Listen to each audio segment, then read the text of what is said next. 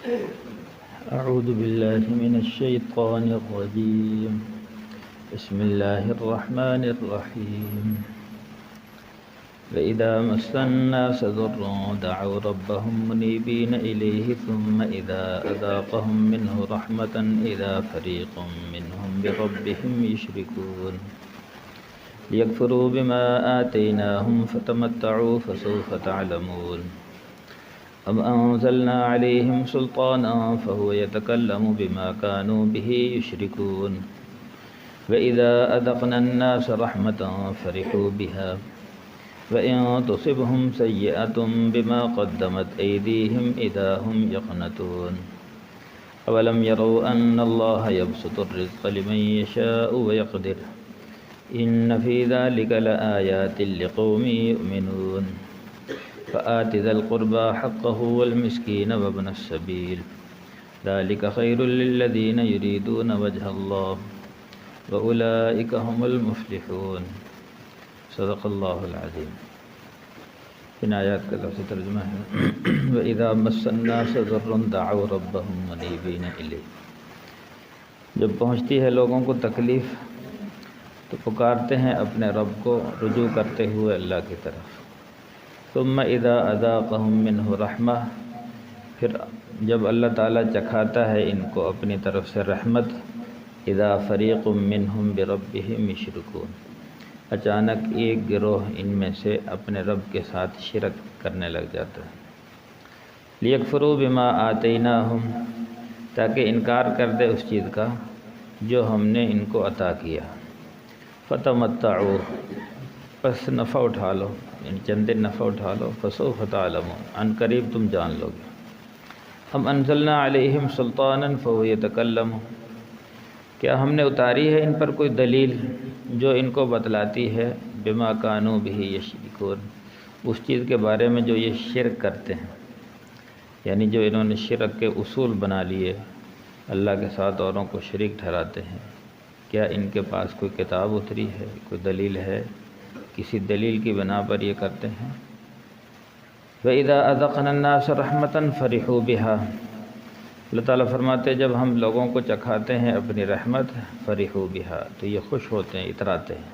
وَإِن تُصِبْهُمْ سَيِّئَةٌ بِمَا قَدَّمَتْ أَيْدِيهِمْ، اور اگر پہنچے ان کو کوئی تکلیف بسبب اس کے جو انہوں نے گناہ کیے، اذا هم یقنطون، تو اچانک مایوس ہو جاتے ہیں، آس توڑ بیٹھتے ہیں. اولم یروا ان اللہ یبسط الرزق لمن یشاء ویقدر، کیا یہ دیکھتے نہیں ہیں کہ اللہ تعالیٰ پھیلا دیتا ہے رزق جس کا چاہتا ہے، اور جس کا رزق چاہتا ہے تنگ کر دیتا ہے. ان فی ذلک لآیات لقوم یؤمنون، بے شک اس میں نشانیاں ہیں اس قوم کے لیے جو ایمان لاتی ہے. فآت ذا القربى حقہ، پس آپ ادا کریں رشتہ دار کا حق.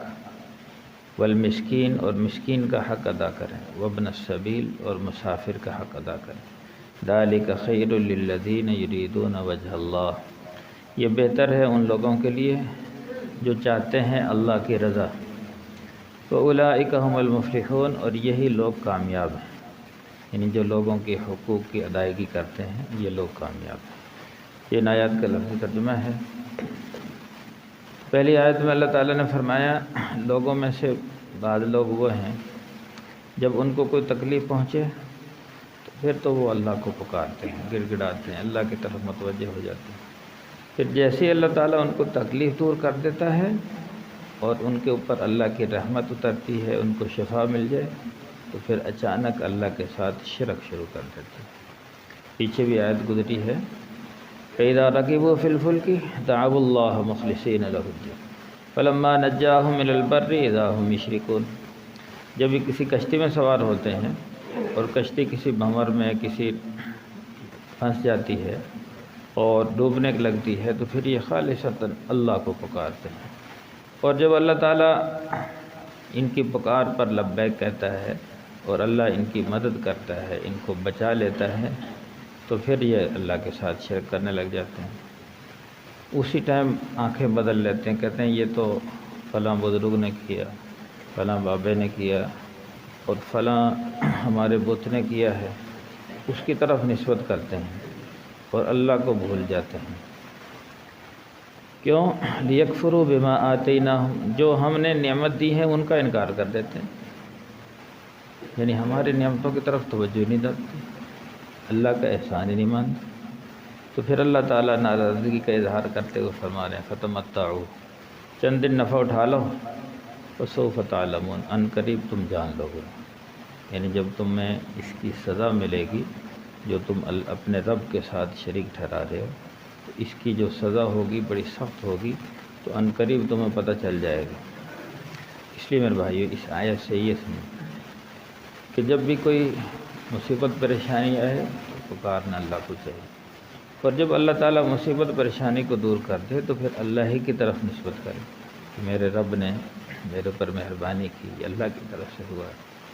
پھر ہم اسباب کی طرف نسبت کرتے ہیں کہ فلاں ڈاکٹر بڑا ماہر تھا، اس کو میں نے دکھایا، اس کا علاج بڑا کامیاب رہا، یا فلاں بزرگ بڑی کرنے والا اس کی وجہ سے ایسا ہو گیا، فلاں کی وجہ سے ایسا ہو، تو یہ اللہ اس سے ناراض ہے۔ بلکہ یہ کہو کہ بھی اللہ نے کیا، اللہ ہی بیماری دور کرتے ہیں، تو اللہ کی طرف سے حالات آتے ہیں اور اللہ ہی بیماری شفا دیتے ہیں، اللہ ہی پریشانی دور کرتے ہیں، اللہ سے ہوتا ہے۔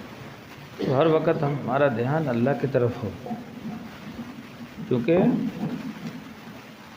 شفا اور بیماری اللہ کی طرف سے۔ اگر ساری دنیا کے ڈاکٹر جمع ہو جائیں کسی کو شفا دینا چاہیں، اللہ نہ چاہے نہیں مل سکتی، اور اگر اللہ تعالیٰ کسی کو صحت مند رکھنا چاہیں، ساری دنیا کسی کو بیمار کرنے پہ تل جائے، اور اللہ نہ چاہیں تو بیماری آ نہیں سکتی۔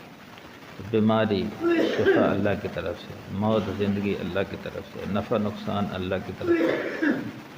کسی کو سارے انسان نقصان پہنچانا چاہیں، اللہ نفع دینا چاہے، تو سارے انسان مل کر کسی کو نقصان نہیں پہنچا سکتے، اور اگر اللہ نقصان پہنچانا چاہے اور سارے انسان مل کر کسی کو نفع پہنچانا چاہیں تو نفع نہیں پہنچا سکتے۔ تو نفع نقصان، عزت ذلت، بیماری صحت سب اللہ کے ہاتھ میں ہے۔ تو یہاں اللہ تعالیٰ اپنے بندوں سے شکوہ کرتے ہیں کہ یہ بندے کہ جب ان کو کوئی تکلیف پہنچے پھر تو اللہ کو پکارتے ہیں، اور جب اللہ اپنی رحمت پہنچائے تو پھر اپنے رب کے ساتھ شریک کرتے ہیں۔ کیوں؟ لیکفروا بما آتیناہم، تاکہ ہماری دی ہوئی نعمتوں کا انکار کریں۔ تو اللہ فرما رہے ہیں پھر چند دن نفع اٹھا لو، ان قریب تمہیں پتہ چل جائے گا۔ اگلی آیت میں اللہ تعالیٰ مشرکین سے مخاطب ہیں، ہم انزلنا علیہم سلطانا فہو یتکلم بما کانوا بہ یشرکون۔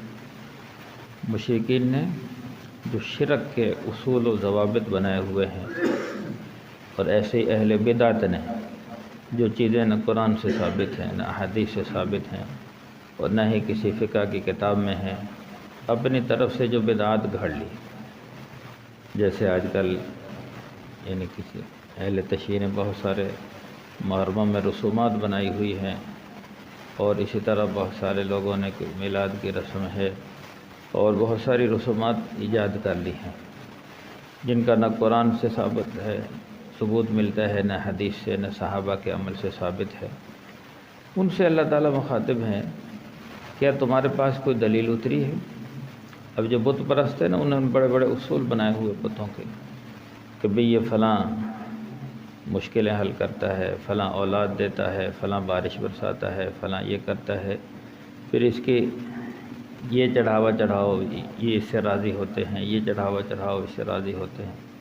جیسے آج کل درباروں پہ بڑے بڑے اصول و ضوابط بنائے ہوتے ہیں، بھی وہاں جوتی اتار کے نہیں جانا، جوتی پہن کے نہیں جانا، اور پھر اس پر چادر چڑھانی ہے، پھر وہاں غلے میں پیسے ڈالنے ہیں، اور پھر ایسے سجدہ کرنا ہے، اور پھر سالانہ عرس ہے، میلہ ہے، اس میلے پہ جانا ہے، پھر اس پر۔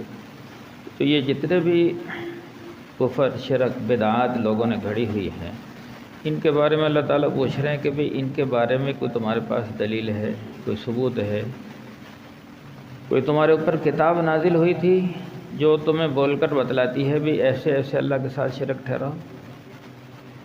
تو اللہ تعالیٰ فرما رہے ہیں ہم نے تو کوئی شرک کے بارے میں، اور مشرکین مکہ کہتے تھے کہ یہ اللہ نے ہی ہمیں حکم دیا، وَلَوْ شَاءَ اللَّهُ مَا فَعَلَ، اگر اللہ تعالیٰ چاہتے تو ہم شرک نہ کرتے، یہ اللہ نے ہمیں حکم دیا۔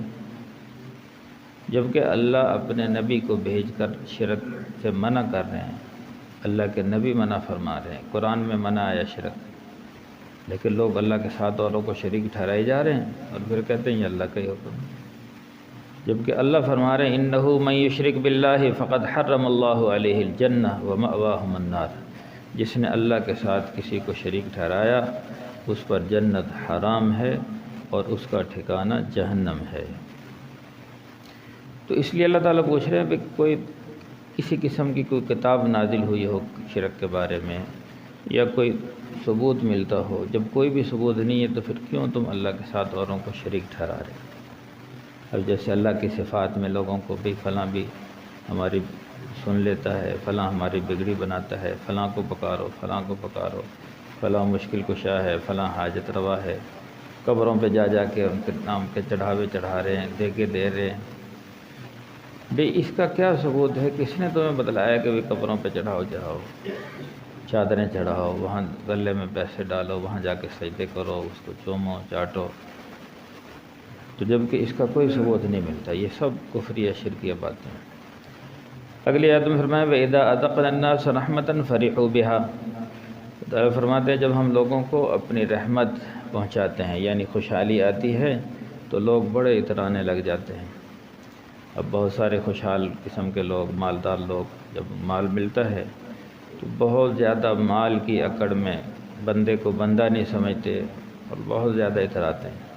پھر جب اللہ تعالیٰ اپنا مال چھین لیتا ہے، وَإِن تُصِبْهُمْ سَيِّئَةٌ، اللہ تعالیٰ اپنے مال کو چھین لیتا ہے ان کی بدعمالیوں کی وجہ سے، دنیا ہی میں اللہ ان کو سزا دیتا ہے، کوئی تکلیف پہنچ جاتی ہے، کوئی مصیبت آ جاتی ہے، اِذَا هُمْ يَقْنَطُونَ، تو اچانک پھر آس توڑ بیٹھتے ہیں، اللہ سے نا امید ہو جاتے ہیں۔ پیچھے آیا نا، کچھ لوگ تو ایسے ہیں جب تکلیف پہنچتی ہے تو اللہ کی طرف رجوع کرتے ہیں، لیکن کچھ ایسے ہوتے ہیں کہ تکلیف میں بھی اللہ کو نہیں یاد کرتے، کیونکہ اللہ کو مانتے ہی نہیں، اللہ کی ذات پہ یقین ہی نہیں ہے، تو پھر کیا ہوتا ہے؟ مایوس ہو کے بیٹھ جاتے ہیں۔ اور جو ایمان والا ہے اس کو کوئی بھی تکلیف آئے گی، پریشانی آئے گی تو وہ خوشحالی میں بھی اللہ کو یاد رکھے گا، تکلیف پریشانی مصیبت آ جائے اس میں بھی اللہ کو یاد رکھے گا، اور وہ کوئی تکلیف پریشانی آئے اس پہ بھی مایوس نہیں ہوگا، اور وہ یہ سمجھے گا بھی جو بھی تکلیف پریشانی آتی ہے اللہ کی طرف سے آتی ہے اور اللہ ہی دور کریں گے، کیونکہ اللہ کا وعدہ ہے وَلَنَبْلُوَنَّكُمْ بِشَيْءٍ مِّنَ الْخَوْفِ وَالْجُوعِ وَنَقْصٍ مِّنَ الْأَمْوَالِ وَالْأَنفُسِ وَالثَّمَرَاتِ، کہ اللہ فرما رہے ہیں ہم تمہیں ضرور آزمائیں گے، کبھی مال میں کمی دے کر، کبھی جانوں میں کمی دے کر، کبھی بیماری دے کر، کبھی صحت دے کر، کبھی پھلوں میں کمی دے کر۔ وَبَشِّرِ الصَّابِرِينَ، اور جو صبر کرے گا اس کے لیے خوشخبری ہے، جنت کی بشارت ہے، اور صبر کرنے کا طریقہ بتلا دیا۔ الذین اذا اصابتهم مصیبہ قالوا انا للہ وانا الیہ راجعون، کہ جب بھی کوئی مصیبت پریشانی آ جائے تو یوں کہے کہ بھی یہ اللہ کی طرف سے آئی ہے اور ہم نے اللہ ہی کی طرف لوٹ کے جانا ہے، تو ہم اللہ ہی کے ہیں اور اللہ کی طرف لوٹ کے جا رہے ہیں۔ تو یہ الفاظ بھی دہراتے ہیں انا للہ وانا الیہ راجعون، اور یہ عقیدہ بھی رکھتے ہیں کہ اللہ کی طرف سے حالات آئیں اللہ ہی دور کریں۔ پر اولئک لہم نصیب مما کسبوا، یہی لوگ ہیں نصیبے والے، یہی لوگ ہیں خوش قسمت۔ اولئک هم المہتدون، اور یہی لوگ ہدایت یافتہ۔ اولئک علیہم صلوات من ربہم ورحمہ، یہی وہ لوگ ہیں جن پر اللہ کی رحمتیں اور برکتیں اترتی ہیں، اور یہی لوگ ہدایت والے ہیں۔ تو جب بھی کوئی مصیبت پریشانی آئے تو مایوس نہ ہو، بلکہ اللہ کی طرف سے آئیے اور اللہ ہی شفا دیں گے، اللہ ہی کی تکلیف دور کریں گے۔ پھر آگے اللہ تعالیٰ نے فرمایا اولم یروا ان اللہ یبسط الرزق لمن یشاء ویقدر، کیا یہ لوگ دیکھتے نہیں ہیں اللہ تعالیٰ اپنا رزق پھیلا دیتا ہے جس کے لیے چاہتا ہے اور جس کے لیے چاہتا ہے تنگ کر دیتا ہے، یہ اللہ کا نظام میں قدرت ہے۔ ان فی ذلک لآیات لقوم یؤمنون، اس میں بھی نشانیاں ہیں اس قوم کے لیے جو اللہ پر ایمان رکھتے ہیں۔ یعنی مال دولت میں کمی آ جائے پھر بھی پریشان مایوس نہ ہو، بھی اللہ کی طرف سے اللہ کبھی مال دے کر آزماتے ہیں، کبھی مال لے کر آزماتے ہیں، کسی کو زیادہ دے دیتے ہیں، کسی کو کم دے دیتے ہیں، تو کبھی بھی پریشان نہ ہو، یہ اللہ کا ایک نظام ہے کہ اللہ نے یبسط الرزق لمن یشاء ویقدر، کسی کا رزق زیادہ بنایا، کسی کا کم بنایا، زیادہ کسی کو دیا وہ بھی امتحان ہے، کم دیا وہ بھی امتحان ہے۔ اور پھر یہ نظام قدرت ہے، اگر سب کو مالدار بنا دیتا تو پھر بھی نظام نہیں چلنا تھا، مزدوریاں کس نے کرنی تھی، اور جو چھوٹے کام تھے وہ کس نے کرنے تھے، ہر بندہ مالدار ہوتا تو مزدور کہاں سے لاتا، اور سارے مزدور ہو جائیں تو پھر کام کرواتا کون؟ تو اس لیے اللہ نے آدھے انسانوں کو مالدار بنایا، آدھوں کو غریب بنایا، کسی کو درمیانہ بنایا۔ جس کو درمیانہ ہے اس کو درمیانے قسم کے کام کرتا ہے، جو بڑا ہے اس کو اللہ تعالیٰ بڑے کام، جو مال میں کمزور ہے اللہ تعالیٰ سے چھوٹے کام لیتے۔ تو یہ سارا نظام قدرت اللہ چل رہا ہے، اور اس میں فرمائیں اس میں بھی اللہ کی قدرت کی نشانی ہے۔ مال کا زیادہ ہونا، مال کا کم ہونا، مال کا درمیانہ ہونا، یہ بھی اللہ کی قدرت کی نشانی ہے۔ اللہ عمل کی توفیق عطا۔ الحمد للہ رب العالمین والعاقبۃ للمتقین والصلاة والسلام علی سید الانبیاء والمرسلین۔ ربنا ظلمنا انفسنا وإن لم تغفر لنا وترحمنا لنكونن من الخاسرین۔ اللهم اهدنا واهد بنا وجعلنا سببا لمن اهتدى۔ اللهم اهدنا الصراط المستقيم، اللهم اهد الناس والجان بحماه۔ صلی اللہ تعالی علی خیر خلقہ محمد وآلہ واصحابہ اجمعین برحمتک یا ارحم الراحمین۔